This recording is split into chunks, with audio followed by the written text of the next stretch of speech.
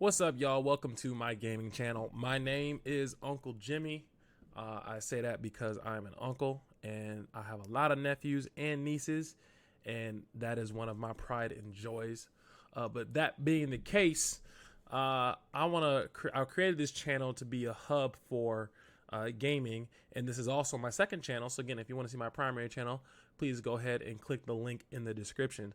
All right, now outside of that, today I want to talk to you guys about something that I don't think is talked about very much, and I think deserves more attention. So we've been seeing the console wars, right? PS5 versus Xbox Series X.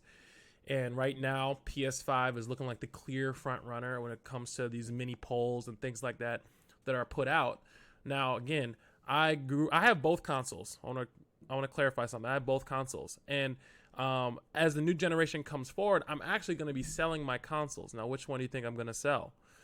I'm going to be selling my PS4. The reason I'm going to be selling my PS4 because I'm keeping my Xbox One X. My Xbox One X is one of the most amazing consoles I've ever had. And that is also why I think that the Xbox Series X is going to be no different. I think the PS5 is going to be amazing. Don't get me wrong. I think it's going to be dope. But when it comes to just raw power and raw abilities, I think the Xbox Series X is going to be game changing. And again, I'm a experiential gamer, so I game because not necessarily I love good games. Don't get me wrong. I love good games. But for me, I love technology. I love experiencing technology. And so when a game makes me experience like technology, like the Xbox One X did. The Xbox One X, when I was seeing things in 4K and I was seeing the crisp and the higher frame rates and things like that, when I was seeing all things like that, I was experiencing the game better. And I was like, it felt like going from riding a bicycle to a crotch rocket. That's what it kind of felt like. So with this, I'm hoping that it feels somewhat of the same, that going from the Xbox One X to the Series X is going to be a drastic change. And I totally believe that. But again, there is one feature that not a lot of people are talking about that I feel like Xbox has advertised, and they kind of just went under the radar. A lot of people didn't really grasp it because I don't think a lot of people understood it. And this is what I think is going to make the Xbox Series X the clear winning console for me personally. Again, maybe not for everyone, but for me personally, this is going to be the defining thing that makes this console the thing that makes it better than every other console. So first thing I'm going to clarify is, one, I play a lot of third-party games. So my primary focus is Call of Duty, Apex Legends. I play a little bit of Fortnite. I play Warzone and things like that. I play a lot of shooters. And so because shooters are my number one primary go-to whenever I want to sit down and play a game, I love shooters. I want to be able to have the fastest response time possible. Now, Xbox came out when they announced the specs and the features of their Xbox Series X console. They came out and they announced one specific feature that has never been on a console, and PS5 hasn't even acknowledged that. And it's funny because when I Googled it, I Googled this feature, and people were also Googling this feature for PS5, and PS5 doesn't got it. Let me just be clear with that. PS5 doesn't got this feature, and that feature is dynamic latency input. Okay, dynamic latency input. So this is the feature right here, dynamic latency input, and I feel like a lot of people are missing this specific feature, and this is such a big deal. All right, so I'm not going to go through this whole article. So again, if you want to see the article, I can link the article here, but IGN posted this article, and I'll link it down below in the description. But if you want to see this specific article, it basically just talks about this feature, dynamic latency input, and what it does is reduces the response time between something happening on your controller, like you pressing a button on your controller, so this thing right here, and then the action happening on screen. Right? Now, there are a couple of things that factor into that. One is the time it takes for the signal to go from the controller to the console. Then there's the time it takes for the console to register it and process that in game, which is really quick. Then there's the time it takes for the console to transmit that to the display that you're using. Usually that has been the biggest culprit, is the display you're using usually has a low input lag or low input response time, or I'm sorry, a high response time. It's opposite.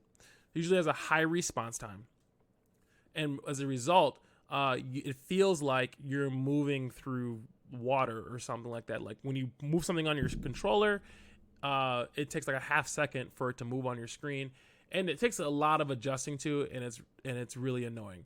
Well, let me tell you this. As a person who loves competitive shooters and who's a very competitive person, this is the reason why I love the Xbox. The reason I chose the Xbox is because the controller design is, for me, designed like optimally for competitive shooters.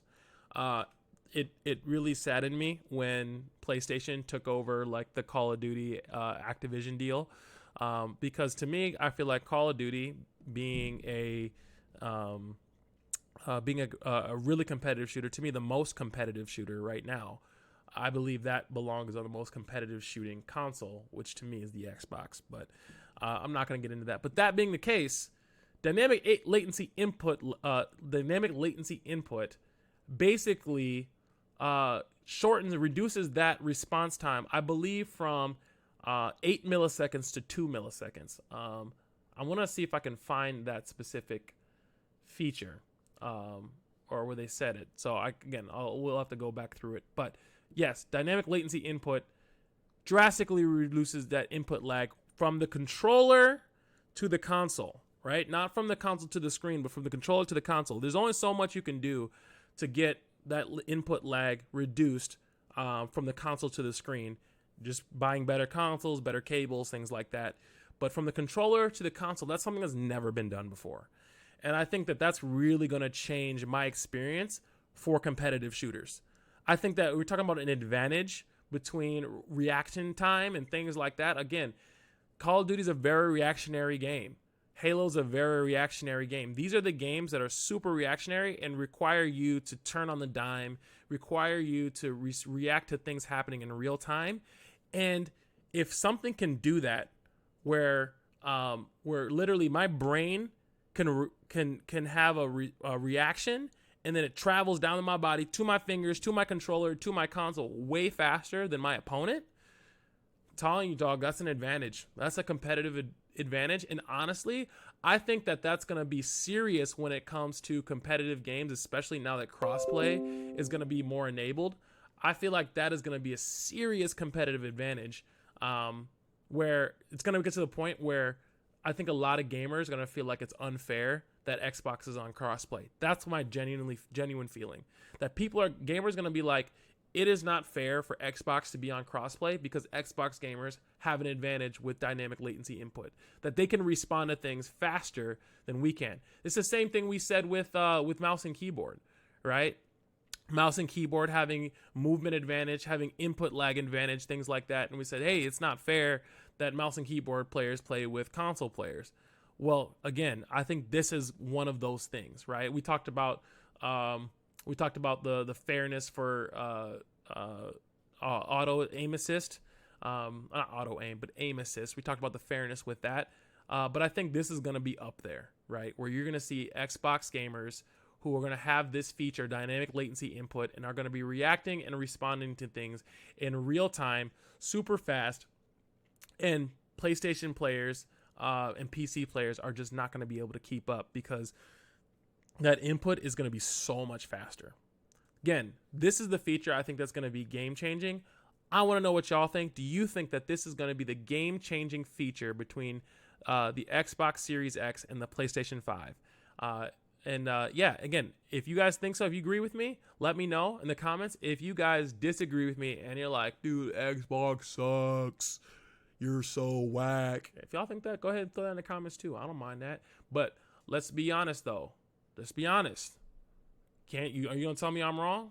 Are you gonna tell me I'm wrong? Because this is gonna be a game-changing feature. Again, that's all I got to say. I'm gonna let y'all think about it and let y'all think about what you're doing buying a PS5 as the first console. Again, I'm gonna end up getting both, so I'm not really gonna care. And I'm gonna test these two for y'all once I get both of them, just so I can show y'all that dynamic latency input is gonna be a game changer. That's all I'm gonna say. Graphically, all that stuff like that, that's gonna be cool, but dynamic latency input is gonna be crazy. So let me know what y'all think about that. Anyways, I'll holler at y'all in the next video. Thanks for watching. Peace.